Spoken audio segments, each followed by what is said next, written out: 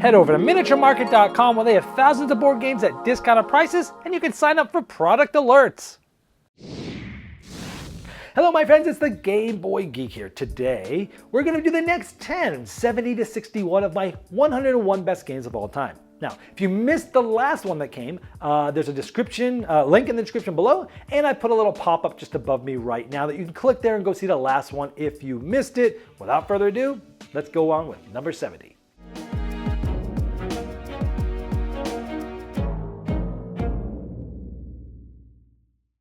Yeah, number 70 is probably the game that put social deduction games on the map. It's called the Resistance Avalon. Now in this game, it's hidden identity. So some players are good, some players are bad. The bad players get to see who the other bad players are. The good players don't know who to trust. And you're simply just, one player is trying to put a bunch of people on a team and you're going to do a mission. Missions are simple. If you're good, you must pass it. If you're bad, you can pass it or fail it. You can lie. And if the good players get 3 missions passed, they win. If the bad players get 3 missions passed, they win. It's that simple. This game is mostly played above the table, meaning there's tons of talk, there's tons of chatter, there's tons of betraying other players, there's tons of trying to figure out who's good and who's bad. But what Avalon did was, it was the first one to add a bunch of these roles. This was based off the Resistance. This is the Resistance Avalon. They added these roles like Merlin, and so many social deduction games after this use a quote-unquote Merlin mechanism, where one player actually gets to see who the bad players are, but the bad players don't just get to see them. And Merlin's trying to get people to figure out who the bad people are, but they gotta be very subtle, because at the end of the game, if the good players win, if the bad players can say who Merlin was, who seemed to know the most and was actually that player, the bad guys turn the tables and win in the end. It's like mind-blowing. It's such a great mechanism. There's also many other roles in the game, but the game is super streamlined. Do we pass a mission or not? Everything's secret. Who's good, who's bad? You'll be pointing fingers at players. You won't be trusting anyone. It's a ton of fun. Resistance Avalon, number 70. Number 69 is a Euro game that was actually nominated for the Spiel des Jahres, Game of the Year in Germany, back in, I believe, 2009. And if it wasn't for Dominion winning that game, which Dominion created an entire new genre of gaming, deck building, Finca probably would have won. Now, this game is fantastic because it has this rondel mechanism. It's so clever. You've got these little farmers, and you're moving them to get different fruits and such. Now, the cleverness and the puzzliness of this I love, because wherever your farmer is, however many players are there, pieces are there, that's how far it moves. So if there's a total of 3 of them, you'll move 3 clockwise. If there's just 1, you'll just move 1. But where you end up, you'll get that many fruit. So if where I land, there's 3 farmers, I'll get 3 of them, like 3 oranges. But if there's just 1, I'll just get 1 of them. And it's awesome because you can look at this board and you can set yourself up for some big turns thinking 2, 3 turns ahead. But once you have those goods, you're turning them in to try and suffice getting these tiles that are different points. And by the way, once you get tiles numbered 1 through 7, you also get some extra bonuses. And there's a race to those because the quicker you get to them, the better they are. And even once you end up completely removing all of the tiles from one spot on the board, well, there's another bonus for whoever has the most tiles that they've scored for those types of fruits. So it's like multiple layers of things. There's races to bonuses, there's trying to have the most area majority, there's trying to get to things fastest, there's the interesting puzzleness of it. This game just has so much. It's so simple, but there's so much depth here. This game has infinite replayability because of the puzzly nature of it, and it is fantastic. It went out of print, it came back into print for a short Kickstarter a few years ago, and it's already out of print again. It's impossible to get. I really wish that someone would either reprint this again or revert the licenses back to the designer so they could find another printer who's gonna keep this game in stock. This is an evergreen that every house needs to have, Finca. Number 68 is a quick 2-player game about the humans versus the animals. It's called Tally Ho from Cosmos. Let me give you a 1-minute overview of how this works. You're playing either the blue side, which is the animals, or the brown side, which are the humans. And each of them are trying to score points. There's some neutral tiles like ducks, pheasants, and trees. The foxes, for example, are trying to take care of the ducks and score points, where the hunters are able to take out the fox, but the bears are able to take out the hunters, and the lumberjacks are able to take out the trees. On your turn, you're either moving one of your tiles, or you're flipping one over. For example, this player might flip the bear over, and then the next player might flip this one over and say, uh-oh, this guy's stuck, and then the bear eats him. It does have a little bit of randomness, but the strategy pops out as the game moves on. fast pieces like the fox, and the person can move as far as they want in a single line, but this guy can only attack in the way that his gun is firing, so he wouldn't be able to attack this way. Once all the tiles are done, everyone's trying to get their people off and out of the woods to score their own points. And after the game's over, you'll get a certain amount of points depending on the certain pieces that you've collected over the game. The one who has the most is the winner, then you play it again on the opposite side. Whoever has the most total points after the 2 games is the winner. This game is just super fun and super light. It is old though. It's older than me. It came out in 1973 and it still holds water and it still holds weight with the best of the 2-player quick filler games of today, and that says a lot. In this game, as you saw, you're trying to win, and each of the teams have different ways they move. The game is very chessy, meaning you're looking 2, 3, 4 turns ahead. You're looking how to block someone off. You're looking how to get into a place early and hold that side. But there's a lot of randomness to the game too, where you're flipping tiles and you don't know what you're gonna get, especially with the way that the hunters work with the way they point their guns. Now, the game is very lucky because, clearly the rules say play each side once, whoever has the total best score wins, and that's because they know there's a lot of luck in the game. However, I will argue, once you've played this game a lot and you know all the strategies, yes, luck can still bite you, but it's mitigated a lot by knowing which tiles to overturn and which ones not to overturn, knowing which side you're playing and how the board looks and the probabilities of how many of each of the things there are. There actually is way more strategy here. You might play this the first 2 times and go, this game's just so lucky, it's not for me. Give it a chance, give it a little more tries, because I'm telling you, I'm at the point now where this game has way more depth than meets the eye. And yes, you can get bit by luck, but yes, there's way more strategy than you first appear here. This is just a fun little game, and it also makes very memorable moments, like when the bear's gone around eating human after human after human, and you get greedy and you flip it over, and there's a gunman pointing right at you. You know, it makes really fun, memorable moments, and it's a great mix of strategy and luck. Tally ho. Number 67 actually won the Spiel des Jahres, I want to say 2014-ish, I think. This is a sort of a racing and betting game called Camel Up. Now, I'm specifically putting the 2nd edition on here. This game I have a love-hate relationship with. When it first came out and won the Spiel des Jahres, I played it with Z Garcia and a couple of people at the Dice Tower. We did this at Gen Con, and we all played it twice in a row, and we all scratched our heads and went, really? This is the Spiel des Jahres winner? So I reviewed it. I was like, it's okay. I think I gave it a 6 or something like that. And I got rid of it. Well, 2nd edition came out. They redid all the artwork. They added some crazy camels that go backwards. They added a lot of things that came out in the expansion of the 1st edition. Partly was when you play with 6 to 8 players, it makes it so much better. So now it has a much better, wider player count that can play well. And this game is just so, I've just found that at first, again, we just talked about a game that was random and strategy together. This also is that, where the first few times you play this, you're gonna go, this game is super random. What is up with it? And I felt that way too. But again, once you understand how the camels move and how they stack and how the order of when the dice come out affect things, and it's like, ooh, if blue comes out first, this will go happen. If green comes up after that, then green will be in the lead. As long as green doesn't come out last, it will be in the lead from these 3 dice, and these probabilities are X, Y, Z. And nobody's bet on green yet. I'm gonna bet on them. There's actually like literally good strategies in this game that you don't quite understand until you've played it a ton. And it's just fun, and people like camels, and the way they stack is always fun, and it also creates really memorable moments where one time this orange camel was in dead last the longest time. I bet on it to win just out of whim, and sure enough, it came all the way back and won, and players were just standing up, jumping, and screaming because it was just crazy. And some things like that happen too. The game is tons of fun. It's one of my favorite sort of racing games, and it plays great with larger player counts for big parties, but also can play good with 3 or 4 players as well. Camel Up. All right, number 66 is a team word party game. This one is extra special to my heart. I'll tell you why in a minute, but first let me give you a 1-minute overview. Word on the Street is a team game for 2 or more players, and you're trying to get 8 of those letters on your side of the street to win. Your team will do that by, in a specific time period, coming up with a word that has to do with a category, like part of a bicycle. Like sprocket, and as you spell it out, you'll be getting letters on your side of the street. If at any time you're able to spell the word and use a letter multiple times or get it off your side of the street, it's locked for the rest of the game. Be the first to get 8 and your team wins. But be careful, if you had some letters close and the next team gets something like this, manufacturer model of the car, they could say Prius, P-R-I-U-S, there's no vowels, so it's a tug-of-war of words. Yeah, this game's extremely special to me because this was my late mother's favorite game. She loved this game. She played all the time. I played it with her. Even when she was very ill in the hospital getting treatments and such.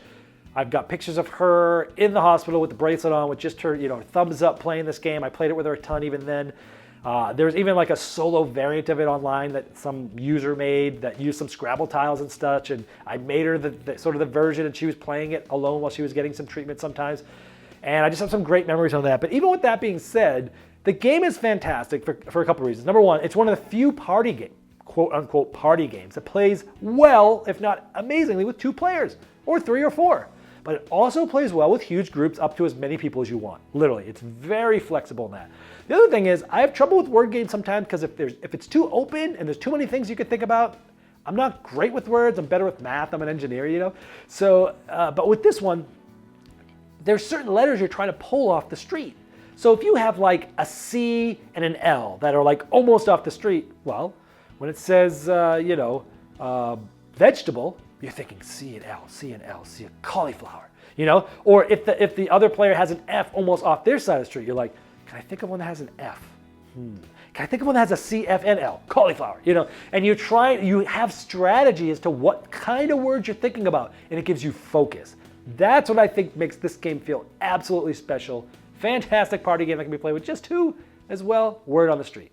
Number 65 is another game I had sort of a love-hate relationship with. It also was nominated for the Spiel des Jahres Game of the Year in Germany. In fact, it was nominated the same year that Camel Up that I just talked about won.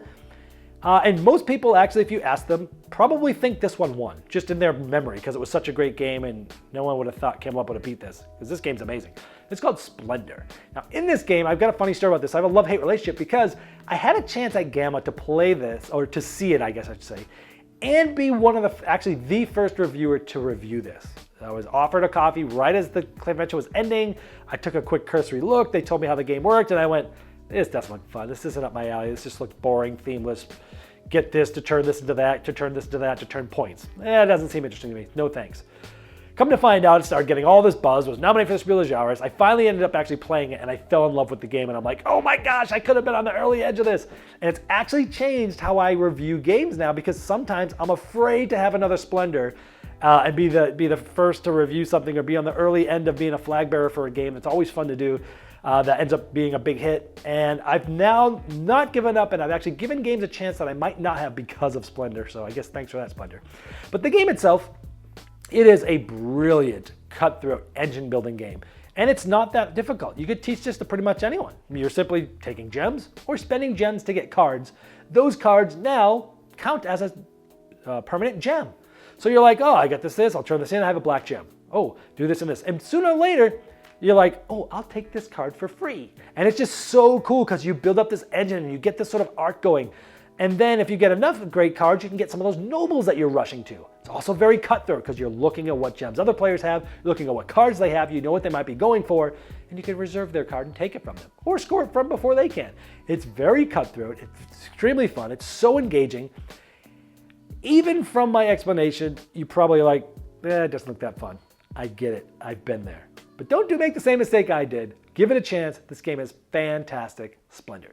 Number 64 is one of my favorite short filler games. This is a game from Yellow called Biblios.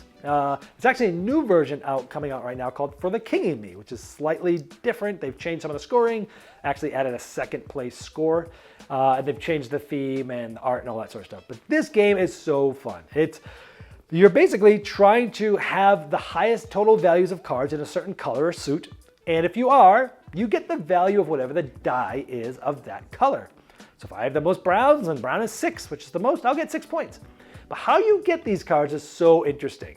On your turn, you're going to draw a card. And you might secretly keep it, or you might secretly put it in an auction pile that's going to be auctioned out later, or you flip it up and let other players fight for it. But you're only doing this one card at a time. And so you're only taking a certain amount of cards each turn. And so when you see a good card, you're like, should I just keep this? Nah, let's put it over here.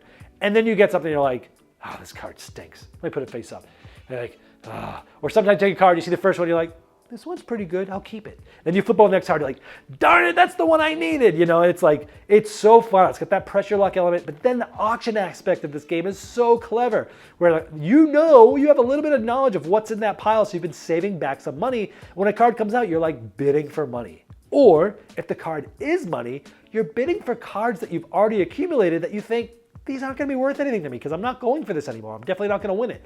It is so, so clever. This is one of the best 30-minute filler games in the history of Earth, Biblios. All right, number 63 is a card game called Arboretum. It's a beautiful game, tableau building.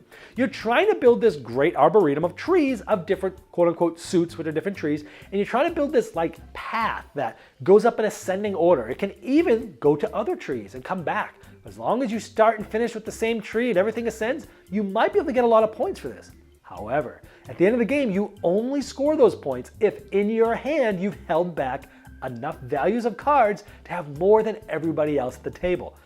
And it's such at odds with each other. To score a lot of points, you got to play some of those trees. But to score those trees, you got to hold back points. And it's this constant conundrum as to what to put out, what to keep. And each turn, all you're doing is playing a card, drawing a card, discarding a card. And the toughest choice in this game is which card to discard. If you're familiar with a very popular game called Lost Cities from Grana Knizia, discarding a card can be the hardest decision in that game because it's excruciating. You have a hand of cards, you've got plans for every one of those things, and you don't want to discard it because the other player might take it.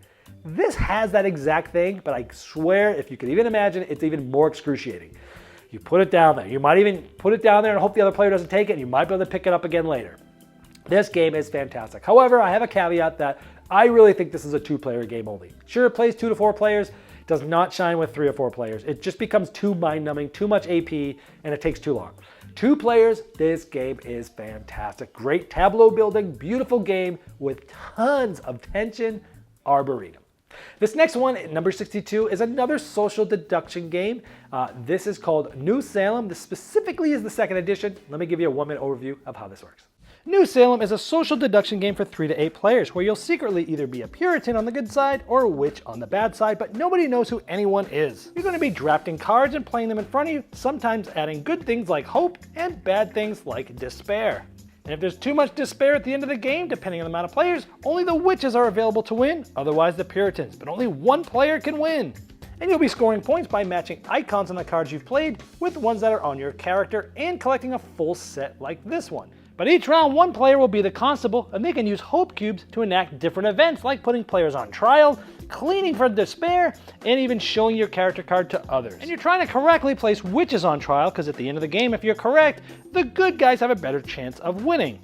But if you wrongly put a Puritan on trial, then the witches have a much better chance of winning. But even though it's a social deduction game, it's a drafting game at heart as well, trying to draft for the right cards for your strategy. Yeah, earlier we talked about Resistance Avalon, how it set the stage for this, and this has some interesting twists to the social deduction where there's 2 teams, witches and Puritans. And at the end of the game, only one of those 2 teams are going to be available to win. But even from that team, only one player will actually win. So you have these weird sort of allegiances, and at the same time, you're out for yourself.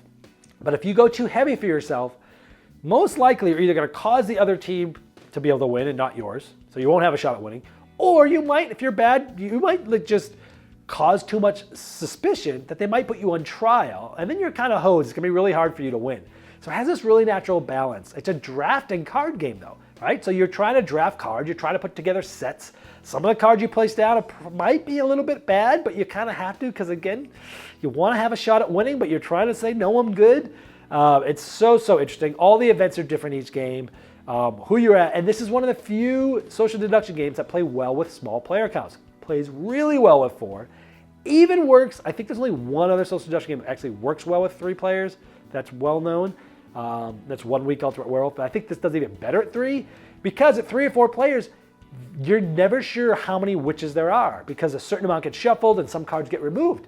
The last 4-player game I played of this, we were all paranoid because we figured the statistics showed us we should have at least 1 witch. So we're paranoid to death. Turns out all of us were good. But one of us was put on trial because we just couldn't trust them because they were acting weird.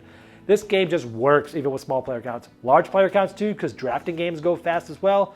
Fantastic, highly underrated social deduction game. And the 2nd edition fixed the mechanism of how events are enacted. That makes the game so much better than the 1st edition. Hunt this one down. I think it's still available. New Salem 2nd edition. All right, number 61. This one is sort of a set collection game that has some sort of Ticket to Ride feeling of pulling cards and playing cards. This is called Royals. This is sort of light medium Euro style game with area control. Let me show you how it's played in 1 minute. Royals is a 2 to 5 player area control game where you're trying to take control over cities, countries, and noble people. The game centers around drawing and playing cards of certain colors to take over certain types of noblemen in certain cities. Then there's different ways to earn points by being the first ones there, being the first one to go in every city, being the first one to control at least one of every noble, and at the end of the round being the first or second powerful person to control each of the countries. But it can also get a little bit mean because people can use intrigue cards to knock people out of office. The one who's able to balance getting to cities fastest, controlling them over the course of time, controlling nobles at the end of the game, being first one to have all of them, or be the first one to have every city in the country is going to win the game. This game is just fantastic. I remember when I first learned this game years ago at Board Game Geek Con. The year it was coming out, I think it was like 2014-ish. I played it with the designer, Peter Haas, which was really fun. And this game is just so clever because, again, it has that sort of ticket to ride where it's like the pace moves so fast. I'm going to take this card and this card. I'm going to play these cards. It just moves really fast. But with those cards, you're trying to control different areas. And from those areas, you're trying to possibly kick other people out by killing their people. But you're also trying to get set collection by having one of each of the different types of nobles done so you can get the sort of scoring at the end of the game. But you're also trying to have sort of like the most in a region. So there's like a lot of things sort of tugging and pulling at each thing, and certain regions score more than others and this and that. So it's a really clever sort of area control game with a very satisfying way of getting and playing cards. Very combative, lots to think about, but turns move fast, mechanisms are easy and light. This is a fantastic one, Royals. All right, well, there you have it, 70 to 61. Now, late in a few days, I'm going to release a video called Debunking Dan's Top 100 List with Greg Dixon. We'll come together, we'll talk about these games. If you haven't seen any of these before, make sure you watch this video. A couple things. I've been playing games with Greg for 7 years, 8 years straight. We know each other so well. We know each other's tastes so well. We've played a lot of these games together. We'll have certain little fun things to talk about that happen in some of these games. But also, Greg's going to try to sort of say which games are better or worse than where they are on my list. He's going to try to debunk it. But again, and also, almost always you're seeing me on camera just by myself. And it's a very different dynamic just talking to an empty room to a camera like I am now versus having a back and forth conversation that's animated with another human being. You'll see a different side of me as well. So check those out. Those are just very entertaining videos. You'll see me and him in a different light. So make sure you subscribe and don't miss those. This has been the Game Boy Geek, breaking down barriers, growing relationships through board games, and helping you find the next one you'll love. Game Toppers not only transforms your existing table to a high-quality gaming solution, they now offer full leg kits and dining cover solutions for the full table application. Paired with their amazing, thematic, premium stitch edge mats from noted board game artists like Vincent Dutray, collapsible cup holders, and really cool accessories, it's a complete system that upgrades every game you play. Go to GameToppersLLC.com or click the link below.